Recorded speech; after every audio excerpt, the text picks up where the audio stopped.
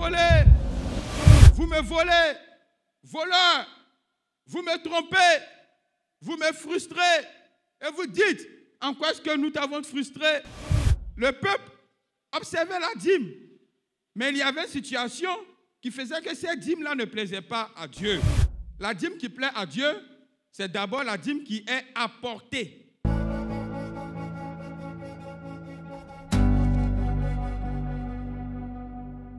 Nous servons Dieu, mais nous sommes déçus de Dieu parce que nous ne sommes pas prospères. À quoi ça sert de le servir? Là où nous devons être bénis, ne sommes plus bénis.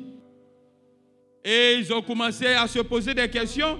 Ils ont commencé à interroger Dieu. Dieu leur répond par la bouche de son prophète Malachi, qui est un prophète de Dieu à cette époque. Et Dieu va leur dire par la bouche de ses serviteurs que c'est parce que vous trichez. Vous trichez dans plusieurs domaines. La tricherie concernait aussi bien le peuple que les sacrificateurs. Et cette tricherie, entre autres sujets, touchait la dîme et les offrandes.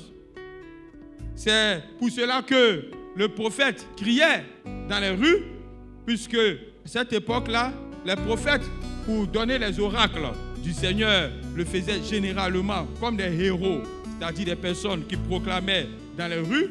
Le prophète criait dans les rues, vous me volez, voleurs, vous me trompez, vous me frustrez, et vous dites, en quoi est-ce que nous t'avons frustré? Vous me volez dans les dîmes, vous me volez dans les offrandes. C'est dit que le peuple observait la dîme, mais il y avait une situation qui faisait que cette dîme-là ne plaisait pas à Dieu. La dîme qui plaît à Dieu, c'est d'abord la dîme qui est apportée. Ensuite, la dîme qui plaît à Dieu, c'est la dîme qui est apportée à un endroit précis, au bon endroit. Dans le verset, il est question de la maison du trésor. Et enfin, la dîme qui plaît à Dieu, c'est la dîme qui est réellement apportée. Il me